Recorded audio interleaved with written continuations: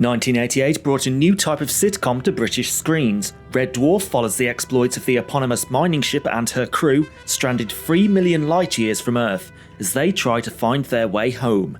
Initially running for 8 seasons, the show maintained a consistent popularity from its dedicated fan base. Perhaps surprisingly, the show throughout its long run never made the transition to video games. Well, actually it did, eventually, in some form, and we're going to take a look at all of them. We'll also be taking a look at the various fan games that emerged as no licensed video game emerged. So, load those bazookoids, fire up Starbug and step up to red alert. Sir, are you absolutely sure? It does mean changing the bulb. Because it's a video game Odyssey for Red Dwarf.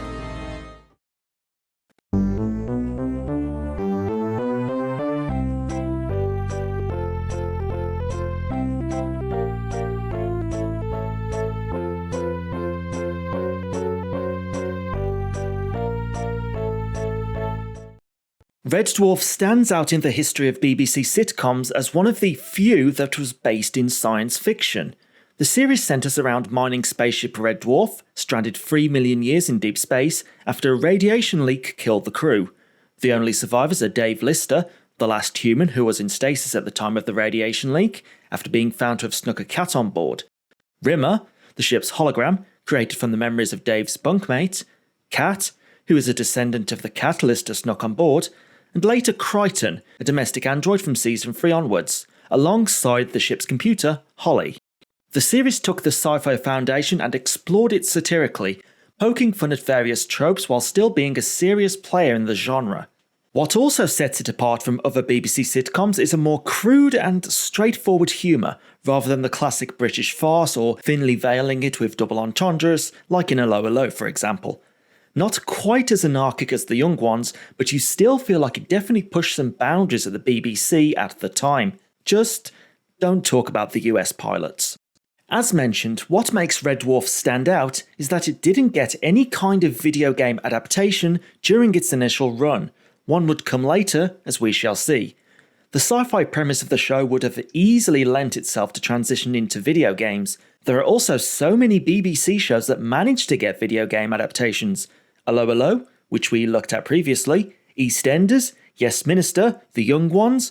Red Dwarf easily has a more suitable premise for a video game than these. A point-and-click adventure would have been ideal for the series. But as we said, the franchise did get a video game or two, eventually, after the initial run of the series had concluded.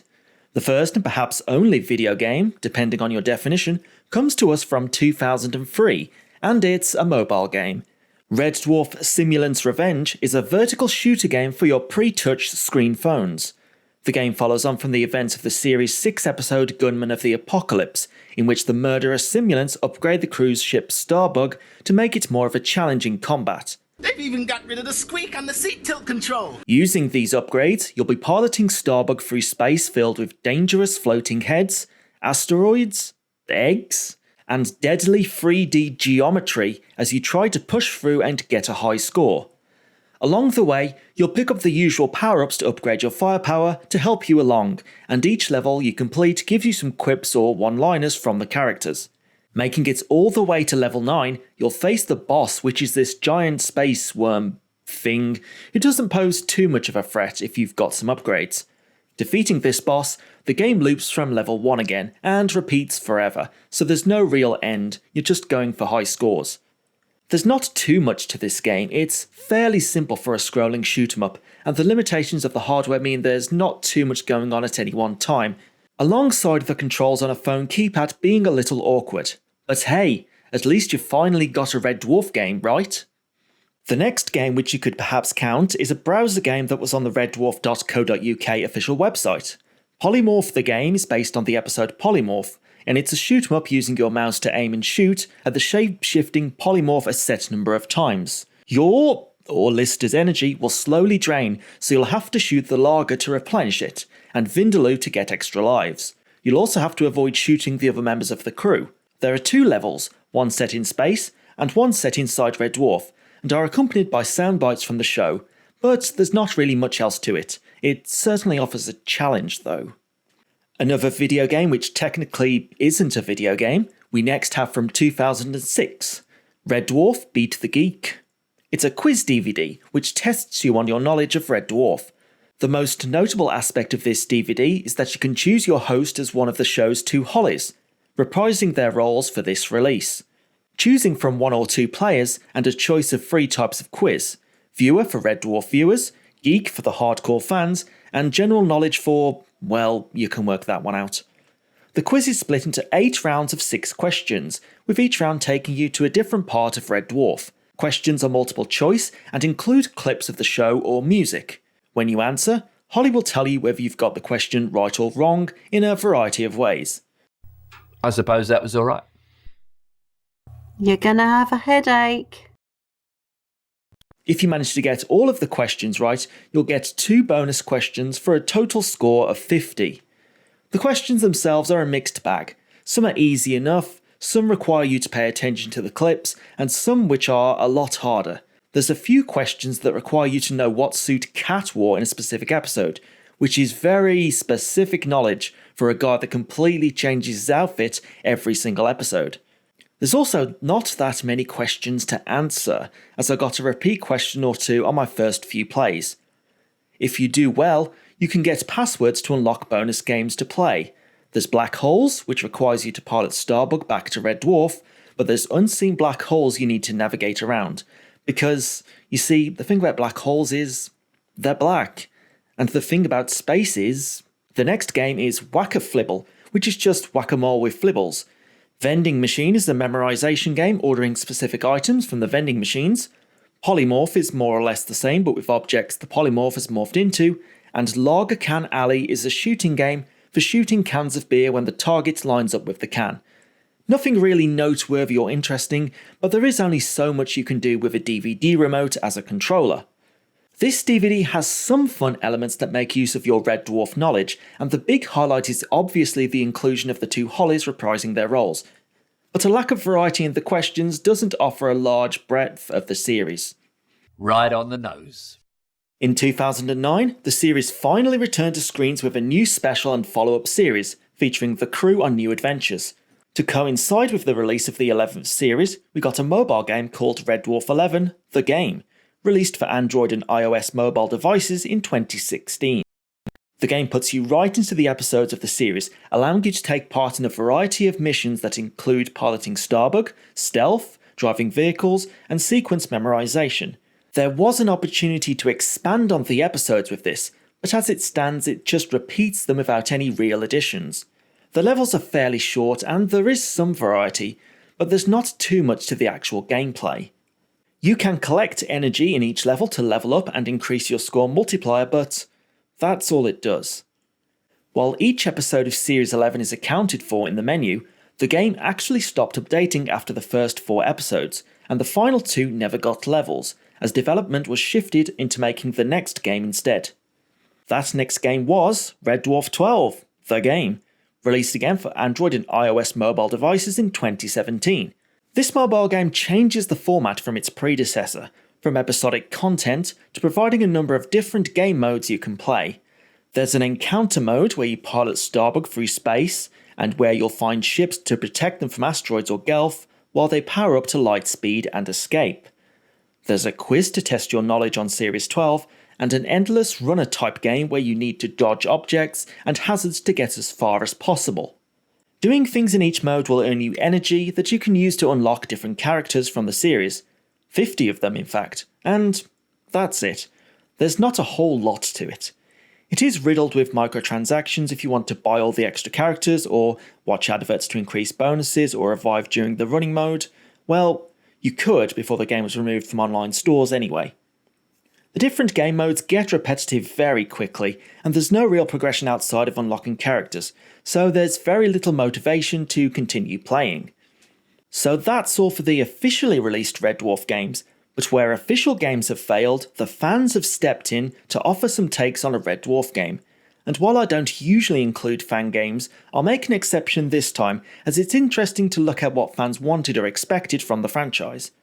We'll start with a browser game from planetsmeg.com called Planet Potters, which is based on the Series 4 episode White Hole, in which you reenact Lister's playing snooker with some planets trying to knock a moon into a white hole and plug it up. I'm sure that would work. Once you do it, that's it. Nothing else to it. Nice and simple. The next game is built using the ZZT game creation engine, and it's Red Dwarf. We'll call it Red Dwarf ZZT. The plot here is essentially that you are Lister and Rimmer has activated the self-destruct system, so you have to do the typical ZZT stuff of picking up keys to unlock new locations, ammo to shoot at enemies, before you finally have to make a dash for the teleporter to return to Red Dwarf. Not too much to this game, I did it in under 15 minutes, and the ZZT engine doesn't really allow for anything too complex. At least it doesn't overstay its welcome. Next is a game released on Amiga in 1994. Red Dwarf is made using the Shoot 'em Up Construction Kit, SEUCK, a popular game creator for those who want to make their own shareware. So naturally, this game is a shoot 'em up, much like the Simulant's Revenge game. You pilot Starbug and shoot anything that gets in your way, collecting power-ups for your ship as you go. You'll avoid some asteroids, then move over a planet's surface to shoot some different coloured asteroids, and after that the game loops until you die. Again, very little to it, but still actually better than a good amount of SEUCK games because it actually works.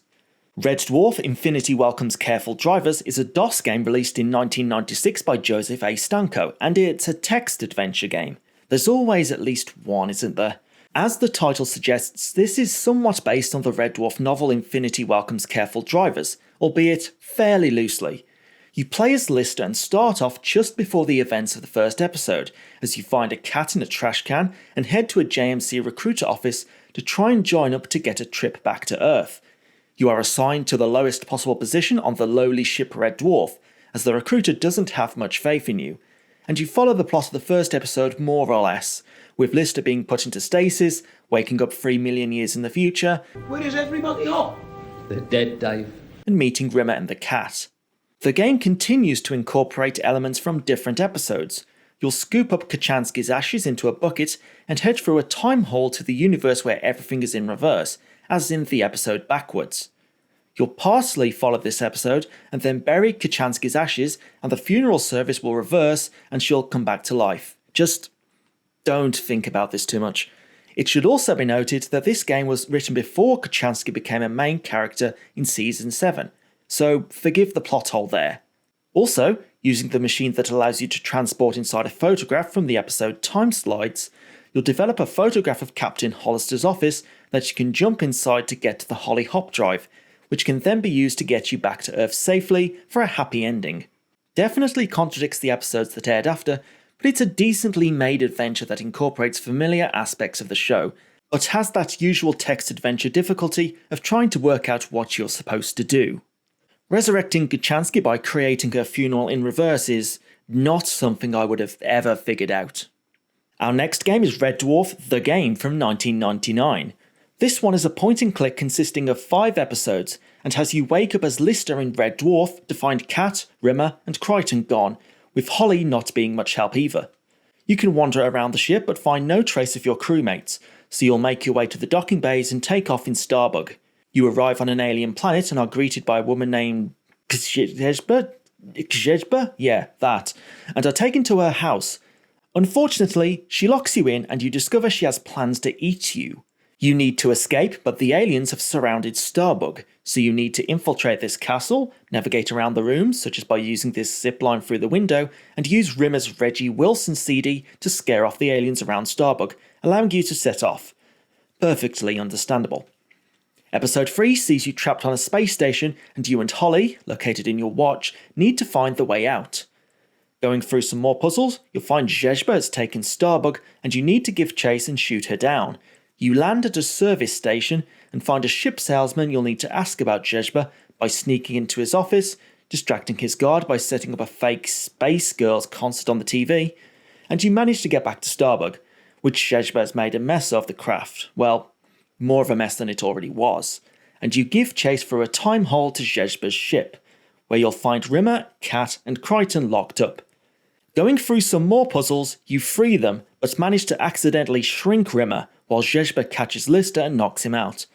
The final part of the game offers an interesting twist with you playing as Rimmer in Lister's pocket, having to interact with all the crap that you picked up during the game that is stuck in your inventory, and to get out of Lister's trousers and put a stop to Jejba.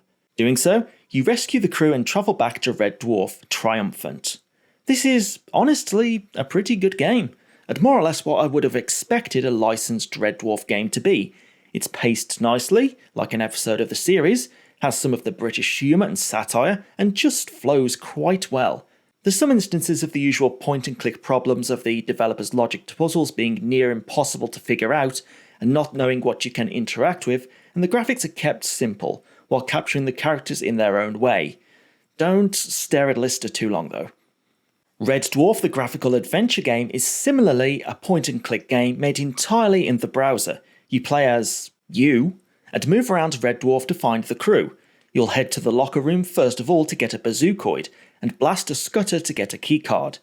You'll have to power on Holly and find the different parts of Crichton to reconstruct him. Get past Lister's boxes which have gained sentience, reconstruct Rimmer by answering a quiz, and you'll eventually encounter Lister himself, and have to ply him with alcohol to keep him nice, otherwise he'll shoot you up. With everyone in one piece, you head to Starbuck and depart. There's not too much of an overarching story here, just the classic point-and-click elements which are there, along with some fun interactions with the characters.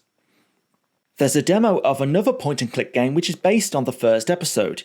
You wake up as Lister coming out of stasis to find everyone dead, recreating the dialogue from the episode. Holly tells Lister that a generator has been damaged, and you can go down to see the cable connecting to it has been severed. You'll have to head to your quarters and pick up one of Lister's smelly socks using some tongs. You can then take the socks to the generator and tie the cables up to fix them. Don't ask me how that works.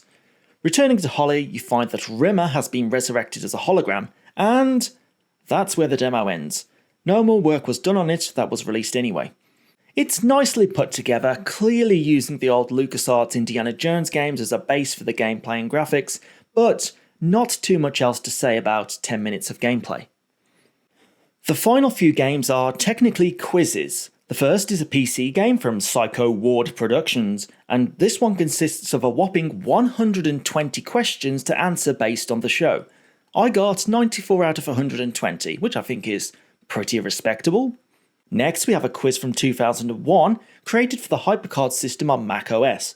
This one has a total of 35 questions for you to try, and is again a multiple choice. Nothing too much to say about this one. Finally, we have Red Dwarf, the Ultimate Trivia Quiz, released on Amiga in 1996. This one has you choosing from 3 difficulties, easy, medium and hard, and answering 50 questions that include questions based on screenshots from the show, adding in a bit of variety. Being a 1996 release though, it doesn't have any questions based on Series 7 and 8.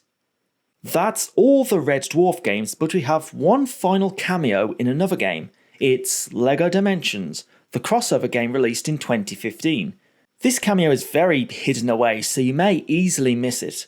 You'll first have to load up the level A Walk in the Park, released as part of the Fantastic Beasts and Where to Find Them pack, and you'll eventually make it to a pad that you'll have to use the TARDIS from Doctor Who to activate. You'll end up travelling through a vortex and eventually land in the bunk room of Red Dwarf. This is a mini level that has you wandering around a few rooms of the ship and its corridors, fixing things and activating machines using the different characters, such as Ethan Hunt from the Mission Impossible films, and seeing familiar elements such as the scutters and the bioprinter from the Series 11 episode Officer Rimmer. There's not too much to it, and sadly we don't see any of the main characters, but it is nice to finally see some Red Dwarf in video games that aren't mobile only. And with that, our Red Dwarf Odyssey comes to an end. That's every Red Dwarf game that I could find available anyway. The officially licensed ones have very little going for them, just a pretty standard vertical shooter in Simulant's Revenge, mobile games that offer nothing new, and a quiz DVD. It's a shame we never really got anything to take advantage of the setting and the humour of the show. The fan games provide a bit more variety and come much closer to capturing the feel of the series, through the various point and clicks and text adventures. I think Red Dwarf the game from 1999 probably comes closest to offering a complete Red Dwarf experience, but we can appreciate all the efforts that fans have made to make their own games on their own time. And hey, we'll need something to keep us entertained on that 3 million year trip back to Earth. Thanks for checking out this video game Odyssey for Red Dwarf. If you enjoyed the video, please like it and subscribe to the channel. It really helps. You can also check out my Twitch channel where I play through all the games featured in this series on stream, and the extra YouTube channel for stream archives, and also support on Patreon and Ko-Fi. Links are in the description. Thanks again for watching, and I'll see you for the next Video Game Odyssey.